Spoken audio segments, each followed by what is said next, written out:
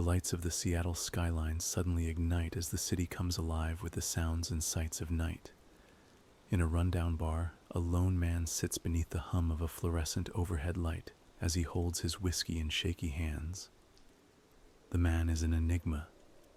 He appears at the Spade habitually at 10 p.m. and leaves just before dawn, ordering the same refreshment each time, a tall glass of Irish whiskey, never speaking words far from the usual or the occasional grunt or whisper. He is a shadow to everyone. To the passerby, this man is just a nobody. He is merely a bum who went down on his luck and turned to the bottle like many before him. To those who know, however, the man's name is Robert Elm, and he has a story to tell. The night was fraught with frigid rain and sleet. The typically lively Spade was deserted, except for Robert. He sat in his usual spot, back left table, facing the wall, hunched over with his beverage in total silence, save for the hum of the light and the drumming of the bartender's fingers on the metal cash register. Over the years that Elm had drifted in as the sun dipped below the horizon, the bartender had grown curious of his motives. Though he told his customers the same old, lost his job, wants to unwind excuse, in his heart, he knew there was something off-kilter about the whiskey-loving shadow. Tonight would be different. The bartender bit his lip, took a deep breath, and approached his loyal customer. The barkeep placed his hand on the table and inquired in the friendliest of tones, "How you doin'?" Robert jolted upright as if he had heard a gunshot. He slowly lifted his head and peered deep into the bartender's face with his wide gray eyes. He possessed an unsettling and powerful stare that pierced the air in a way the bartender had never seen before. His mouth slowly slid open as he grumbled, "Fine. And you?" The bartender was stunned. He had expected the old geezer's usual response of a few quiet mumbles, but was greeted by a question that was startlingly normal. I'm just fine," the bartender said. "So, mister, I've been meaning to ask you." Elm's slowly graying eyebrows perked with anticipation. "Why do you come here all the time?" The drunkard chuckled and asked in return, "Why do you care what an old man like me does with his time?" "Because," the bartender said with a look of confusion, "you have come to my bar at the same time of the night every night for the past 12 years, and I am just now hearing you speak. I think that's reason enough for me to ask." The old man burst into laughter that lasted nearly a full minute. Finally, his outburst died off, and he asked, "You wanted to know why I wasn't talking?" "Yes," yelled the bartender. "It's been a riddle I've been trying to figure out for years." Robert sat his drink on the table and said, Well, new friend, honestly, I was waiting for you to ask me that question. And now that we have that elephant out of the room, have a seat across from me." The bartender obliged, took a seat across from his new acquaintance, and with a look of sheer amazement on his face, he asked, "So, let me get this straight. You never said a word to anyone in this bar for 12 years because you were waiting for someone to come to you?" "Yep," the shade replied as the bartender gave a short laugh and continued, "Well, sir, what have you been waiting for so long to tell someone?" Robert Elm looked the bartender square in the eye and said, "My story, of course." The bartender gave a quizzical expression as the drinker went on, never breaking his gaze. "The story of why I ended up here. The story of how I narrowly escaped death itself. And since I don't see anyone else here, you, sir, are going to be the first one in a long time to hear my tale. You're in for a treat." The old man cracked a crooked smile. "Well, let's hear it then," the bartender said, and Robert chuckled again. "That's the spirit, kid. Grab a drink and get comfortable. You're in for quite a tale." And so, Robert Elm began his story. It all began back in November 1962. I was living in a small town in rural Iowa. Back then, everybody knew everyone else like family. It was a safe place. That's why my family settled down there back when the area was a barren patch of farmland. Through the entirety of my teenage years, I was chasing a girl named Elizabeth. I can practically see her now. As time went by, our relationship grew. After high school, we bought her uncle's house on 4th Street and slowly learned to live together as a soon-to-be-married pair. This was a struggle, to say the least. Back when I was a younger man, I had a fiery temper that seemed to grow as we became closer to one another. I remember one specific instance when I heard she had wrecked my dad's Ford. I hit her across the face with a trash can lid. I had never regretted anything more in my life. It wasn't even her fault. Every morning for the next month, I would come downstairs to see the pale red bruise on her face and immediately get too choked up to speak. It was a wonder she kept me around. One night, everything fell apart. I can't even remember why, but she left me on the side of the road and told me to find your own way home, you sack of crap. I remember my heart sinking as she pulled away, and I began to wander the side of the empty country road. I'm unsure of how I got so sidetracked, but after about an hour of hysterical rambling, I had ended up halfway into one of the cornfields bordering the only road in and out of town. There I was, sobbing profusely, lashing out at the corn stalks with my fists and wailing, "Elizabeth, and I'm sorry," at the top of my lungs with only the birds and the occasional scarecrow bearing witness. I hobbled aimlessly for what felt like hours, screaming and crying over what I had put my beloved fiancé through, until I decided to sit down in a barren patch about 15 feet across to catch my breath and form an apology for my eventual homecoming. After inspecting the area for any signs of danger, I laid my head down in the soft dirt to rest my eyes. Several hours of blissful, tear-free sleep passed before I was pulled awake by rustling in the stalks. My heart skipped a beat and a chill ran down my spine. I bolted upright. Before me, a massive shape garbed in a shimmering black cloak slid out from the rows of crops. It moved towards me slowly, as if it were floating across the ground, though its feet were clearly visible, and it appeared to be human. It had pale, wrinkled hands that hung at its sides as it drifted closer.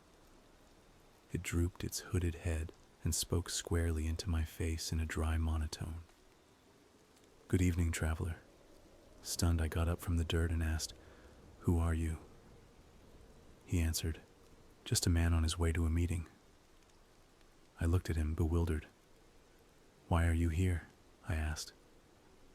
He looked up and said, "I enjoy taking the scenic routes, so much more peaceful than the hustle and bustle of the roadsides.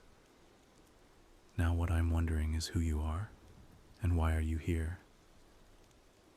As I look back, I am surprised at how eager I was to reveal so much of myself to a total stranger. "My name is Robert," I said sheepishly. "My girlfriend dumped me out here because we got in a fight and I hit her and she cried and the tears were welling in my eyes again. "Say no more, friend," the man interrupted as he waved his hand. "I offer you a proposition. You may come with me. Attend my meeting. My friends and I shall cheer you up, and we will take you back to your home in the morning. How does that sound?" A smile slowly formed on my face as I thanked the hooded figure. I reached out to shake his hand for his patronage, but he quickly recoiled, claiming there was no need to thank him. Together we made our way through the remainder of the field and into the forest that formed an insulated border between patches of farmland. As we walked, I had more time to examine my new friend's figure. He was a titan of a man, to say the least, with hands that could easily cover my own twice over. Blending into the trees themselves, he towered over me at what I assumed to be well over 7 feet. He moved with surprising agility for someone of his size, darting through the branches and over roots at a speed a tad slower than a jog. I had to walk nearly twice as fast to keep up. His robes still shimmered as they did in the cornfield, though the moon was no longer visible. Oddly, no matter how fast the man moved, his hood never failed to conceal his face. Growing bored of silence, I struck up conversation. "So, what's your name?" I asked. The man glanced down and told me, "You may call me Lombard. It is one of my many monikers." "Okay, Lombard, who are these friends of yours, and what is this meeting, and where are we going?" "Just a meeting, friend, held here in the woods with some close acquaintances of mine. You needn't worry about it, Robert. Think of it as more of a party. It will take your mind off of your troubles." It was at this moment I realized what I was doing the exact opposite of what society had taught me. I was found lying in field and decided to walk off with some strange hooded man to go and meet his friends in the woods. Heartbreak can drive people to do some crazy things. It wasn't long before we saw a light in the distance. As we grew nearer, the lights turned out to be a ring of torches lining a circular clearing containing rows of chairs and tables. An altar draped with red cloth sat in the middle of it all. At each of the tables sat groups of people dressed similarly to Lombard. Some of them had their faces exposed and hoods down. "We have arrived," said Lombard with glee. "Sit down amongst the others and help yourself to some food and drinks. The festivities will begin soon." I made my way to one of the less talkative groups and grabbed a free seat. As I recall, it was the only seat that wasn't taken. Next to me sat an old couple and a younger man with his hood up. When I asked each of them why they were here, I got a less than ideal response. The couple started cackling as if they had just heard the greatest joke of their lives, and the hooded man just grunted something I couldn't make out. Seeing no entertainment in the people around me, I decided to try the food. There were the occasional bits of bread surrounded by meats of all shapes and sizes. Having eaten a filling meal in town a few hours before this all began, I was not exactly starving, so I decided to give the wine a try, which was in goblets sitting in front of each chair. I took a small sip, and my mind took a kick in the pants. My vision became blurred with color, and I began to choke on my own tongue. The old woman told me that it stops hurting after the third glass, and burst into sickening laughter. After about 5 minutes, the effects of the drink finally subsided, and I silently poured the rest onto the ground. I didn't think any of them would notice. Suddenly, a bell rang out, and the diners stood up from their chairs in unison and approached the center of the clearing. Lombard made his way over as he walked me towards the center. "How did you enjoy the refreshments, the guests?" he asked. I held my tongue about my unpleasant experience at the table and said, "Everything was great. I've calmed down quite a bit now." "What's next?" "Excellent, my friend. I'm sure you will patch things up with that girl after tonight, and I'm glad to have been of assistance to you. But now we have business to attend to." We found ourselves standing in the center of a circle of the hooded guests, all of them with hoods up and hands folded in front of them. Lombard instructed me to sit in the center of the ring. When I objected, he told me this was just a formality in order for the group to accept my presence amongst them for the night. I knelt as I was told, and Lombard took his place at the crimson altar. As I glanced around me, all of the robed people seemed to be emanating a strange droning sound that rose and fell as the minutes passed. I looked up at my mountainous guide who had turned to face the center of the circle, and to my amazement, had drawn back his hood to reveal a sight I would never forget. On Lombard's long, broad shoulders sat the head of a goat, jet black, save for a stripe of white between its pale green eyes and spiraling ivory-colored horns that curled backward behind his ears. The thing that stood in front of me lifted his hands into the air, and the droning immediately ceased. Lombard's head reeled backward as he shouted into the night. "Ladies and gentlemen of the Black Circle, I present to you the Pale." The crowd roared with cheers and jubilation. "On this night, we shall end the torment and bring about a new era of peace for our order." The younger man I sat next to earlier approached the orator. "My lordship," he whispered as he bowed on one knee, "I witnessed him earlier. He has not accepted the purifier. We cannot continue until he has." He then retreated back to his place and resumed the stance. "Is that so?" said Lombard quizzically.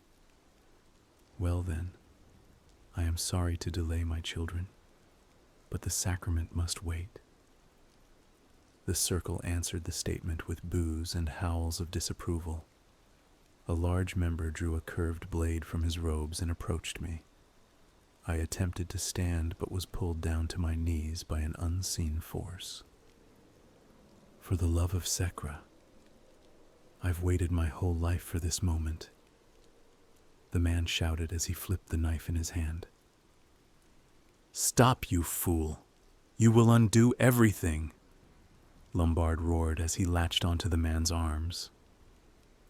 The last memory I have of that night was of the gargantuan tree-like form of Lombard grappling with the hooded man until they both crashed to the ground in front of me. In the tangle of limbs, the handle of the man's knife struck me squarely between the eyes and I lost consciousness. I awoke in a small, sparsely furnished room with white walls and dark brown hardwood floor. Based on what I saw around me, I was able to estimate that the building was built in the late 19th century. I attempted to pull my head from the pillow, but was met with a crippling pain in my forehead, where the knife handle had struck me at the ceremony in the woods. My legs were sore, and felt as though they were filled with cement. It made me shiver that I could not figure out what prevented me from standing at the ceremony. Muffled speech resonated from outside my room as the door opened. A goat-headed Lombard strolled into the room and closed the door behind him. "Good morning, my guest," he bellowed. "I assume you enjoyed your nap." "Yeah, I did," I answered.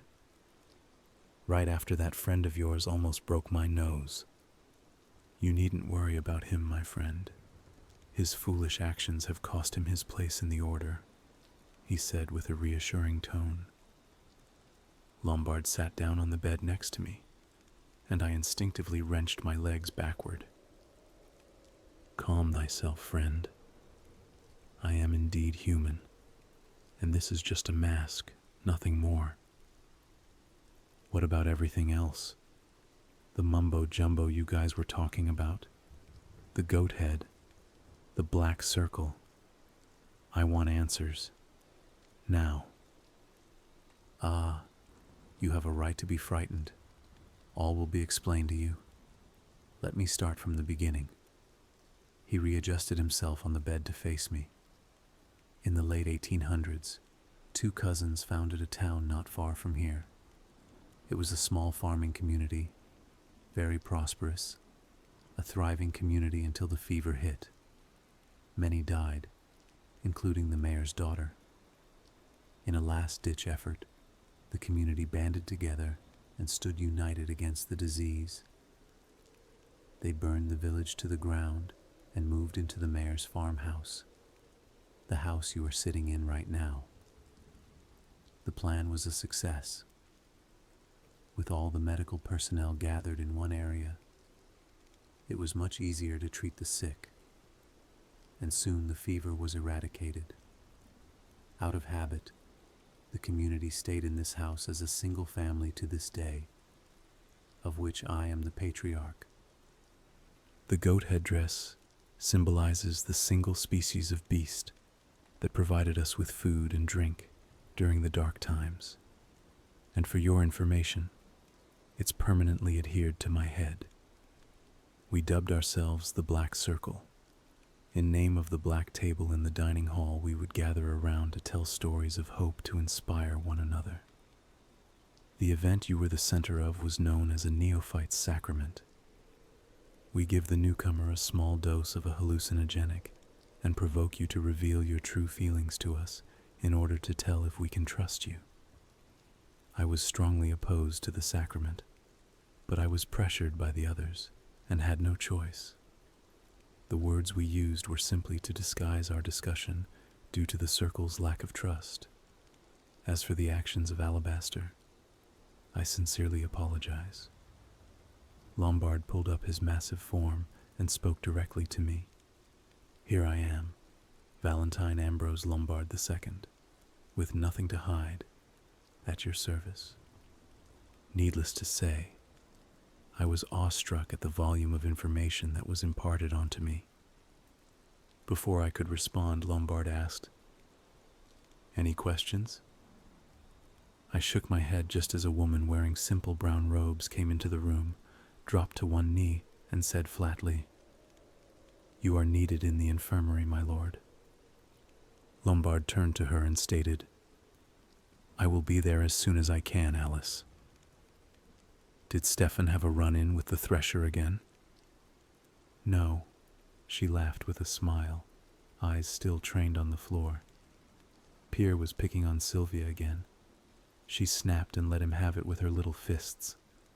I have them both down there waiting for you. The leader gave a hearty laugh.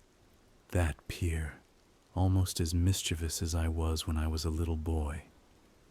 He turned to me. I will be back to speak with you later, friend. But now I must deal with this matter first.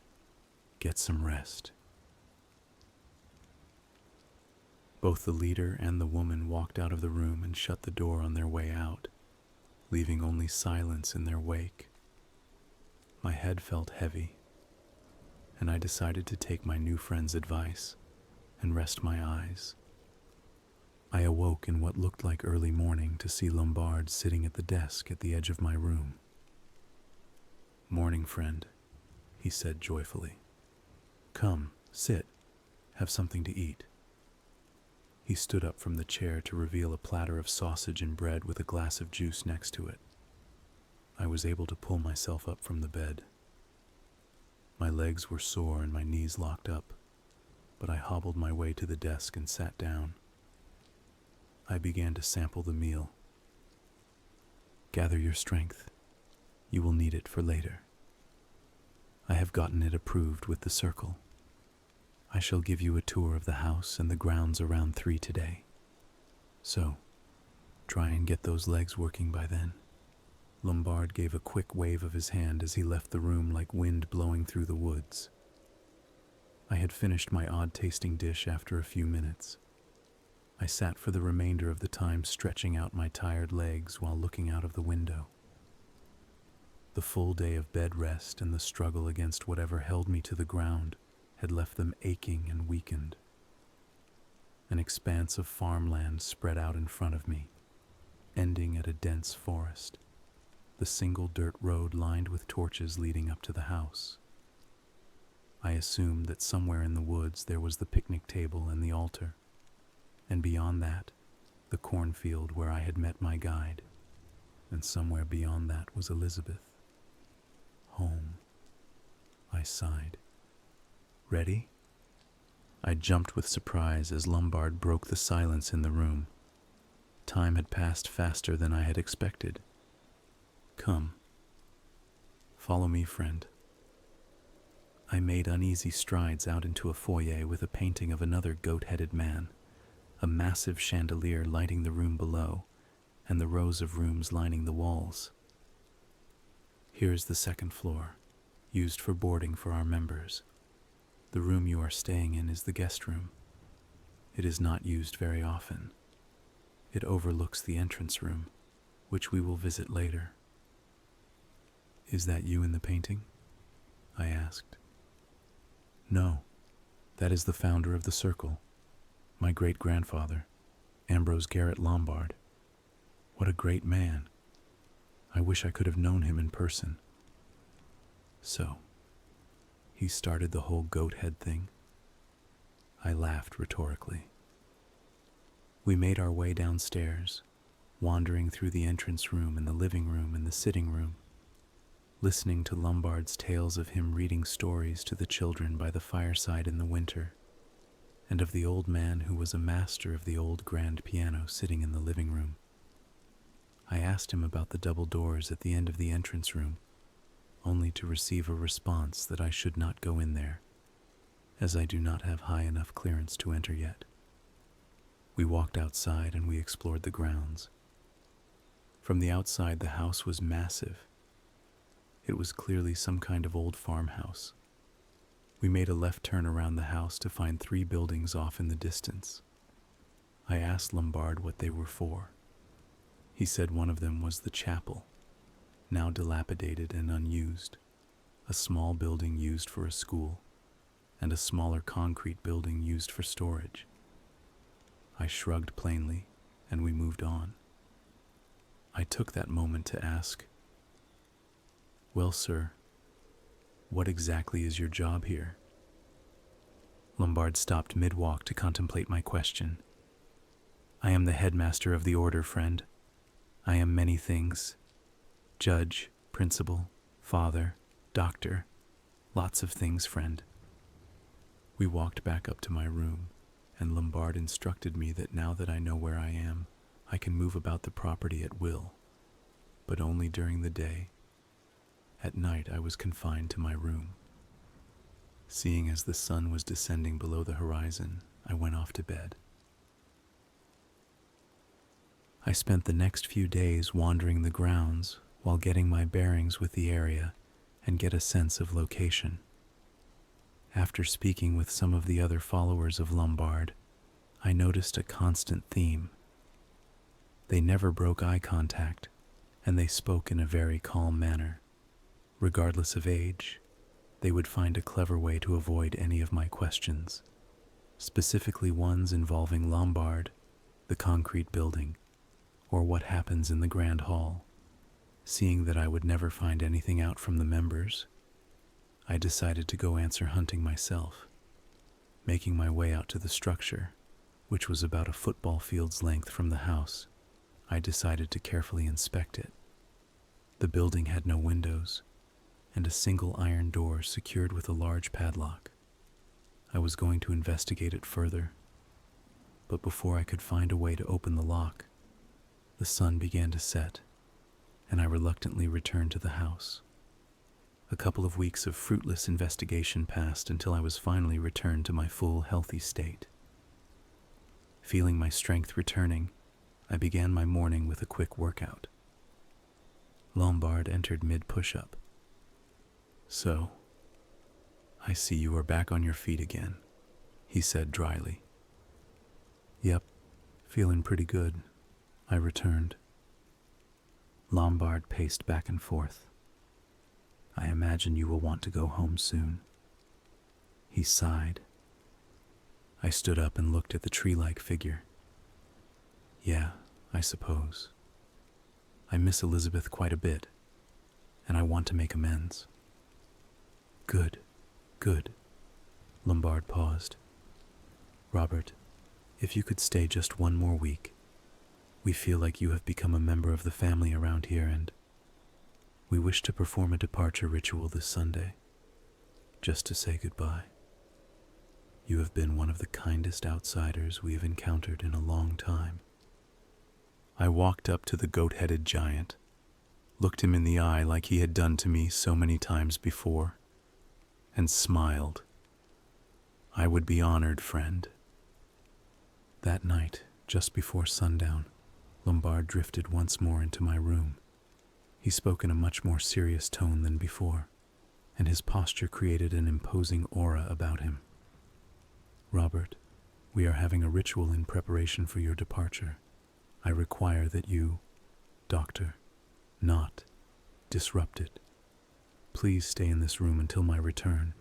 It is just a kind of rehearsal. I don't want to ruin any surprises." I quickly nodded in agreement, trying to ignore the sudden change in the headmaster's attitude as he sped out of the room. I had not been truly honest with my host during my stay in the house.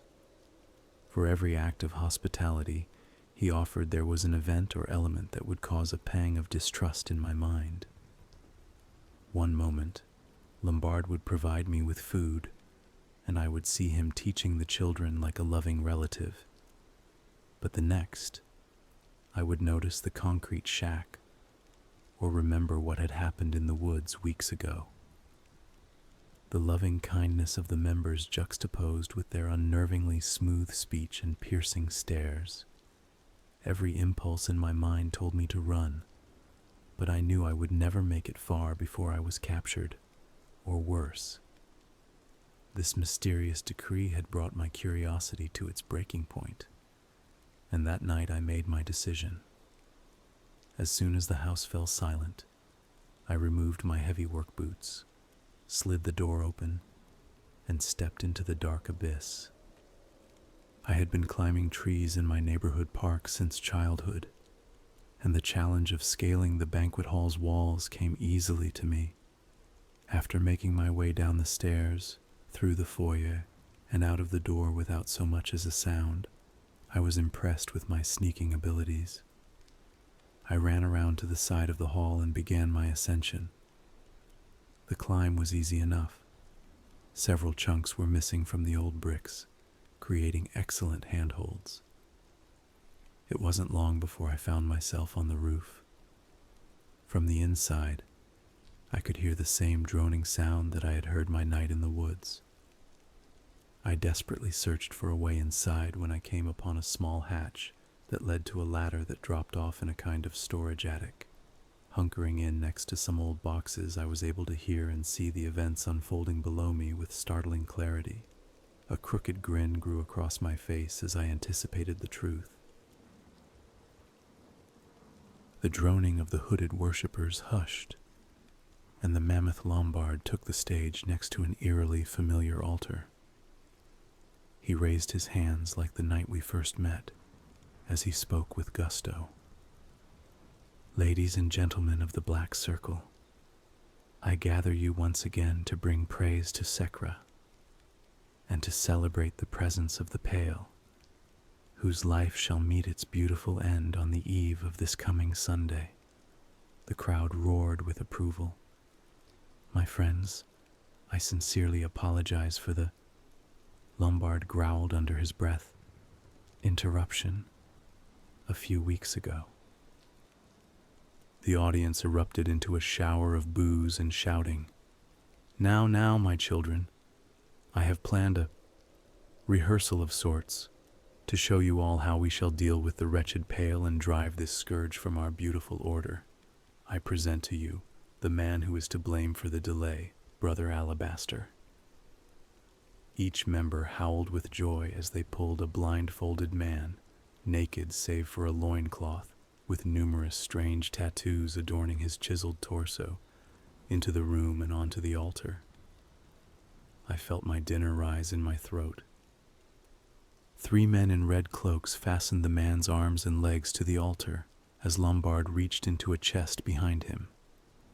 Alabaster was sobbing with fear, and his pleas for help became incoherent screams as his limbs were restrained until one of the men in red wrapped a piece of cloth over his mouth to silence him. Lombard spun around at lightning speed and raised a shimmering dagger above his head. "Here and now, we give an offering to you, Almighty Sekra, an offering of flesh and blood." Alabaster was writhing now, the altar glistening with sweat, and blood welling at the corners of his mouth as he struggled to cry out. The crowd lurched forward with anticipation, licking their lips with bloodlust in their eyes. "Now, for the glory of the Mother," He gives his life." Lombard pulled away the cloth, and Alabaster let out a scream so loud I could have heard it from my room. "Help me!" The gag was pulled back, and he was struck across the face.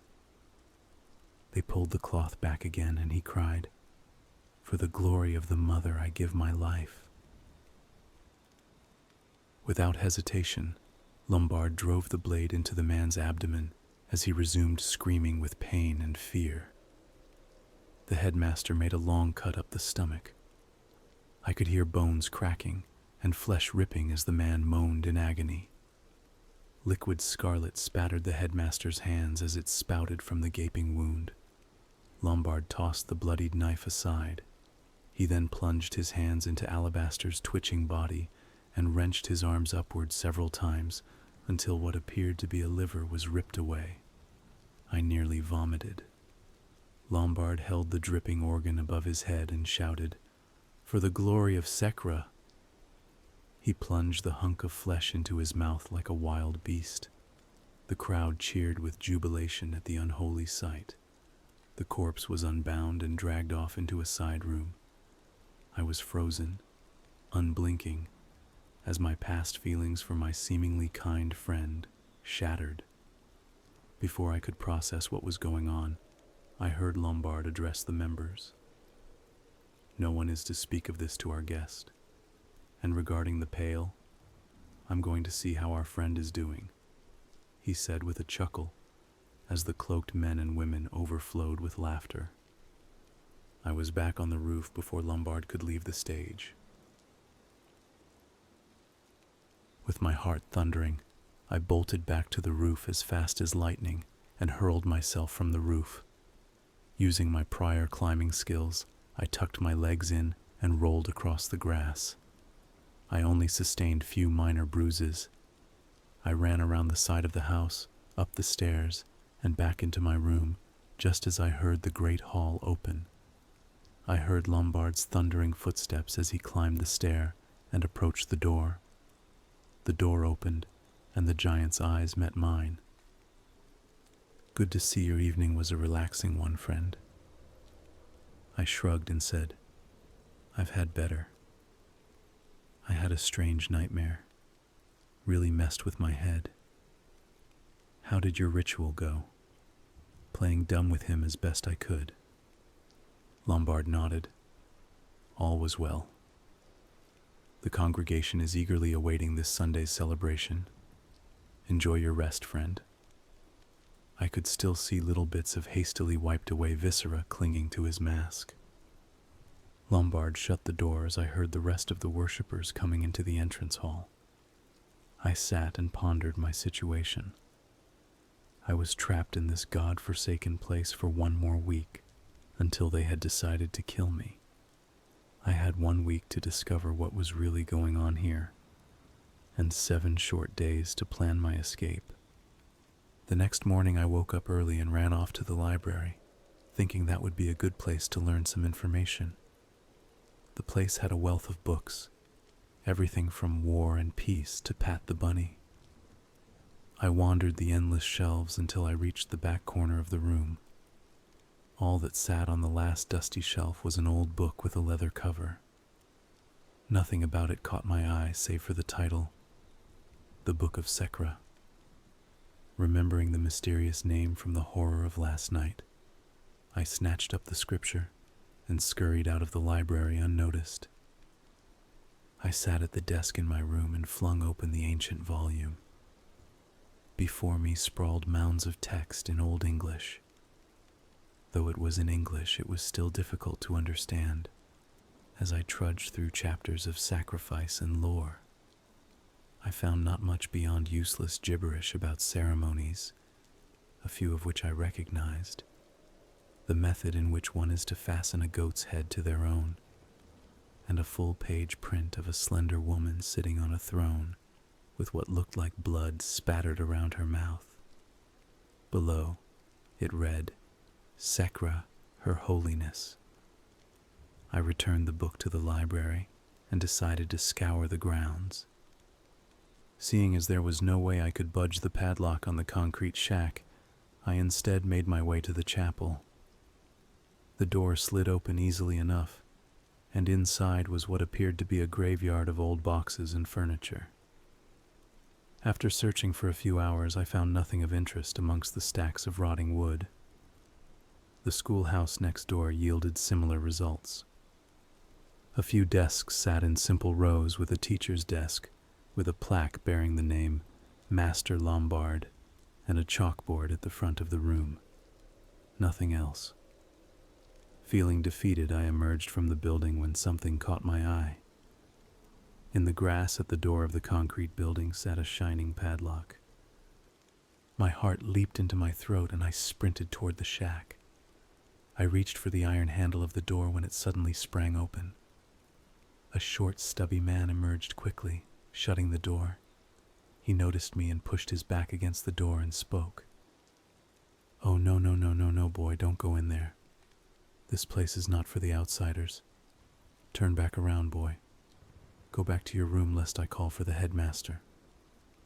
I sighed and grudgingly returned to the house. Though I was distraught over this defeat, I returned to my bed and met sleep with open arms. During the following days, I felt my sanity slipping away as I slowly came to grips with my fate. I stayed in bed most of the days, refusing to eat and trying to relive as many happy memories as I could before Sunday's inevitable bloodletting. Several times during my stay I had seen people running for the woods, but they were almost immediately apprehended by groups of men clad in red cloaks. I feared the same would happen to me, and decided against making a run for it. Eventually pulling myself up on Saturday night, I thought about my situation once more. Clasping my hands together, I contemplated how I could possibly survive. By the time I shut my eyes, I had summoned my last shreds of bravery and constructed a plan with a mental image of the house so I would know my best route out of this place. Shutting my plans away in my head and taking a deep breath, I surrendered to my subconscious. I rose late on Sunday afternoon, unfitting for one's final day on earth, but the inevitability of death weighed on me and kept me in bed. Lombard entered the room around 6 o'clock. "Are you ready to leave us, friend? We are making preparations for the ceremony now. When you are ready, please approach the painting at the other side of the second floor. Slide the painting to the right, and it should reveal a staircase. The staircase leads to my chambers. I need to perform the finishing touches for the farewell." I quietly nodded as the door closed. For a few moments, I sat and considered my plans. Sitting, sweating, and breathing heavily, I made my decision. I snatched one of the pencils from the desk drawer and slid it into my right boot. Following the giant's orders, I climbed the hidden staircase and entered a large circular room. The walls were lined with bookcases, with a massive desk resting in the center. On the desk sat piles of papers and a typewriter. Moonlight flooded in from a window above it all. Lombard greeted me with a hearty laugh. He told me to remove all of my clothing except for my pants. I obliged and slowly inched toward him as I began unlacing my work boots. My left sock and boot sat on the floor next to me, and I began to work on my right. Glancing behind me, I saw Lombard looming in anticipation. I smirked and slowly slid the pencil from my boot. Without hesitation, I drove the pencil with all of my might into the Titan's stomach. Lombard buckled from the strike and dropped to his knees. I heard blood gurgling in his throat. I snatched the typewriter from the desk, slid it across the desk as hard as I could, and smashed it across Lombard's face. The headmaster collapsed to the ground in a puddle of his own blood. Turning, I was about to make my way out of the room when I heard quiet laughter emanating from behind me. I spun around to see a bloodied Lombard rising from the carpet. His mask was now distorted and blood-soaked. "You, friend, are smarter than the average fool we drag off to this place," he croaked. I gritted my teeth. "I'm leaving this place. I know what happened a week ago. Now tell me what really goes on here." Lombard chuckled. "As you wish. What I told you about our history that morning was, in fact, true, though there were a few things I left out to keep you under my thumb. Those two cousins who founded the town are closer to us than you think. One of them was my great-grandfather, and the other was yours.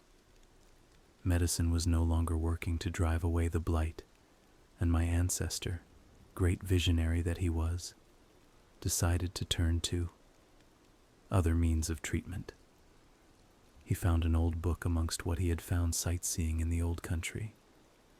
You seem to be familiar with it, which outlined how to give praise to an ancient goddess, Sekra.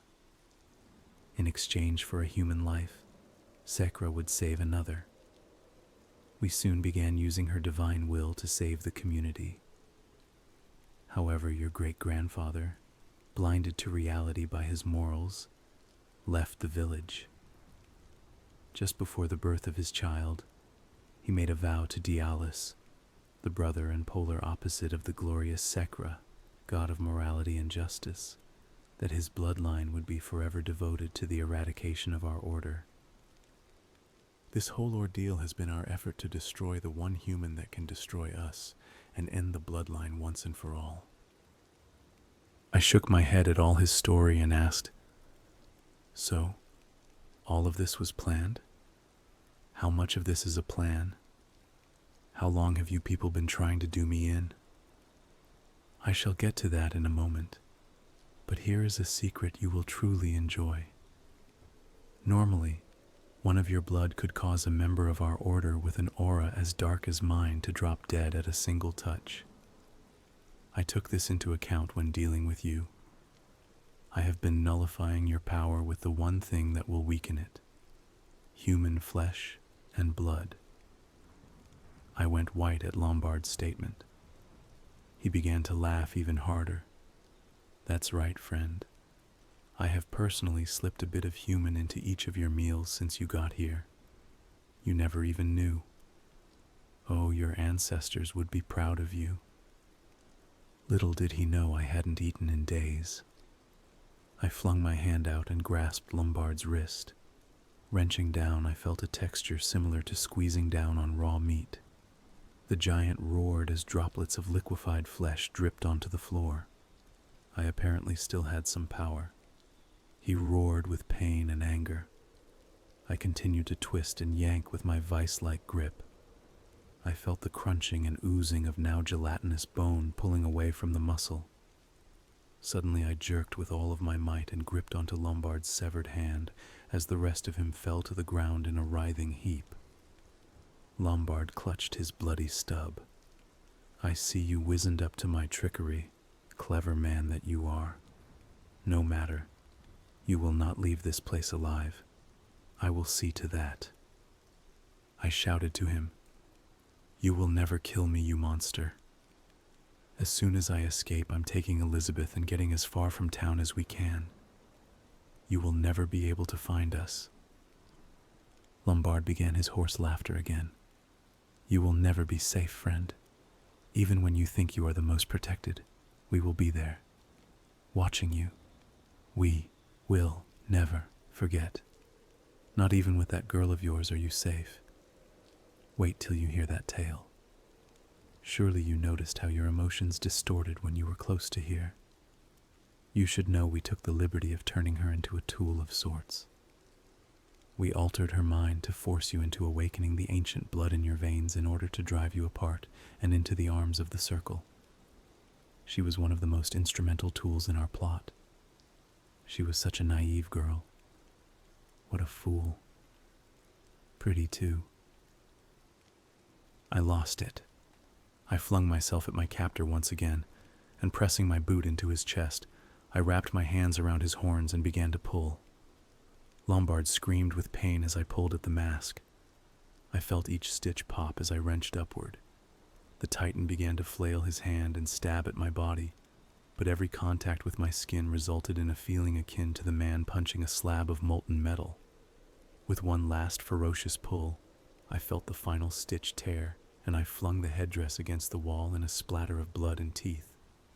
Lombard's body flailed, and I ran to the door. His disfigured face writhed as he cried into the air, "I swear it, Robert Elm. You will never escape the hand of the Black Circle. You will die by my hand." I smirked at my handiwork. "We will see, friend." I promptly sprinted down the staircase and out of the silent house. My legs ached from the fight with the giant, but I shrugged off the pain and ran across the grass as fast as I could.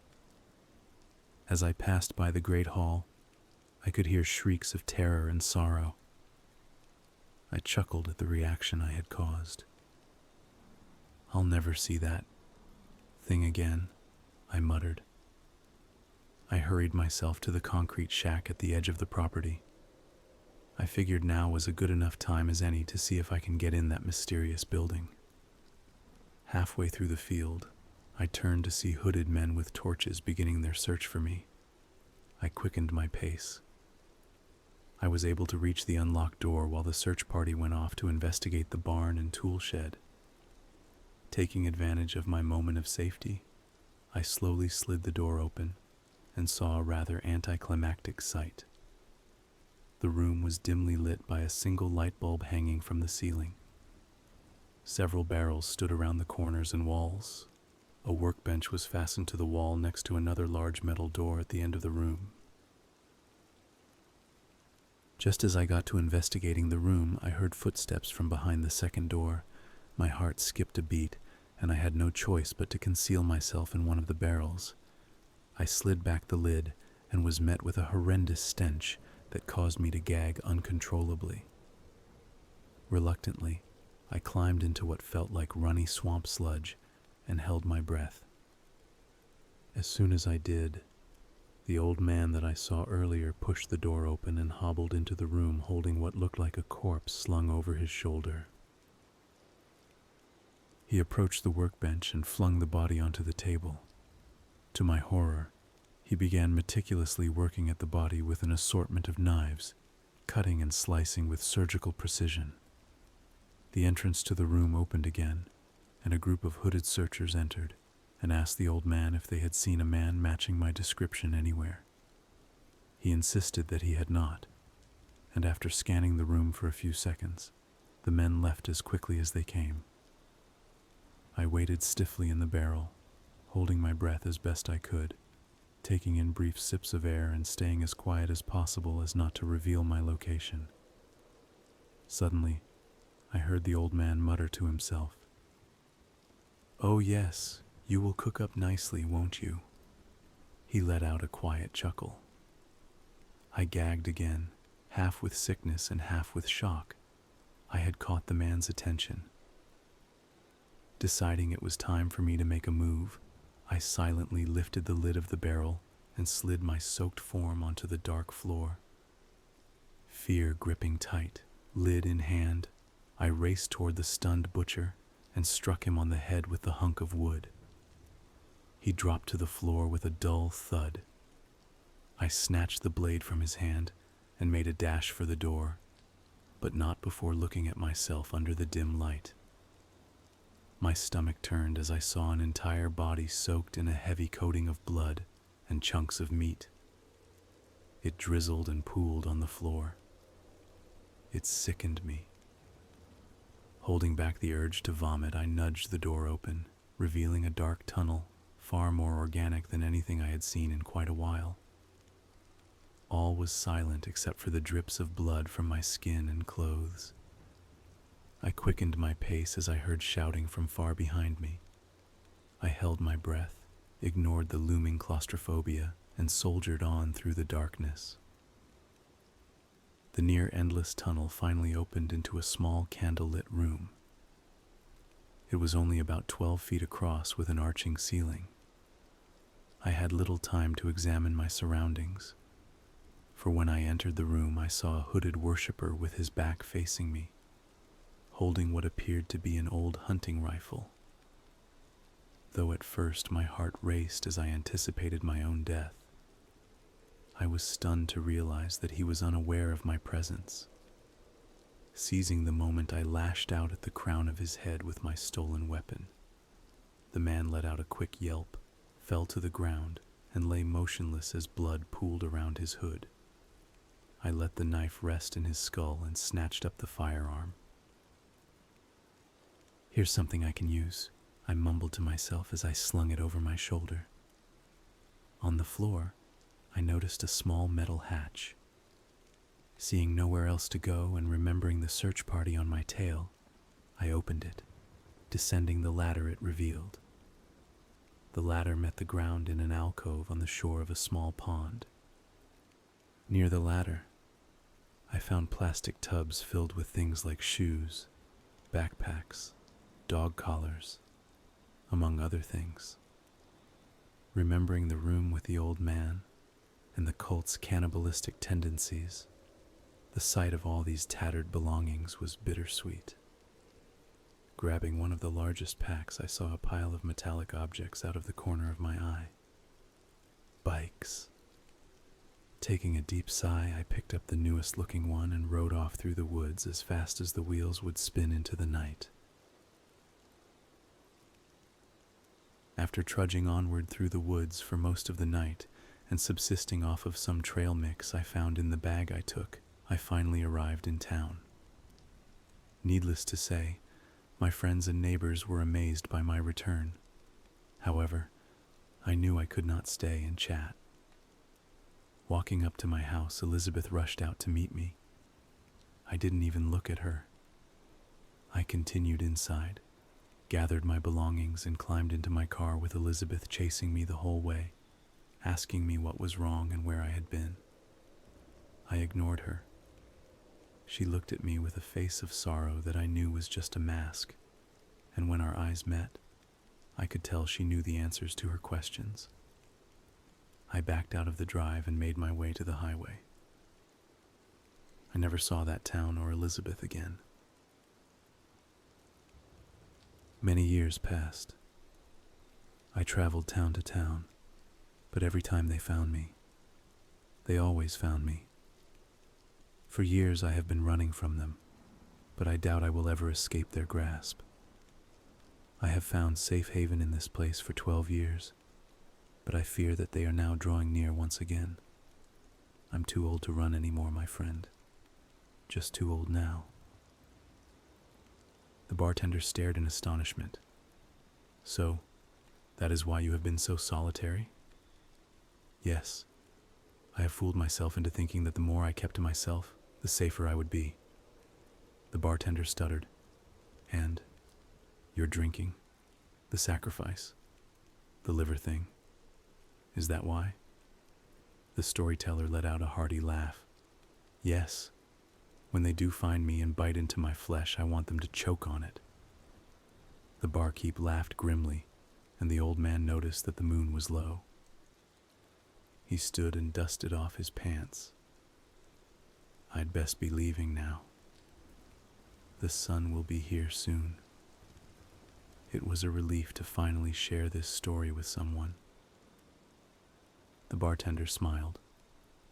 It was a joy hearing it. "Have a good rest of the night, Mr. Elm." Robert nodded and started for the door. He took the subway home like he had every night coming home from the bar, shaking his hands to keep the cold away. After a short ride, he made his way into his apartment building and climbed the stairs. He took a brief sigh and slowly opened his door. After hanging up his coat and scarf on the coat hanger and taking a seat in an armchair near the door, he looked off into the darkness, and something caught his eye. It was a gargantuan figure with pale green eyes, watching him from the shadow of the apartment. Slowly the shape plodded forward to reveal a grotesque face and a wicked, mangled grin. Robert Elm sat motionless as he looked up at the being. The thing spoke to him in a labored, devilish groan. "Good evening, friend,"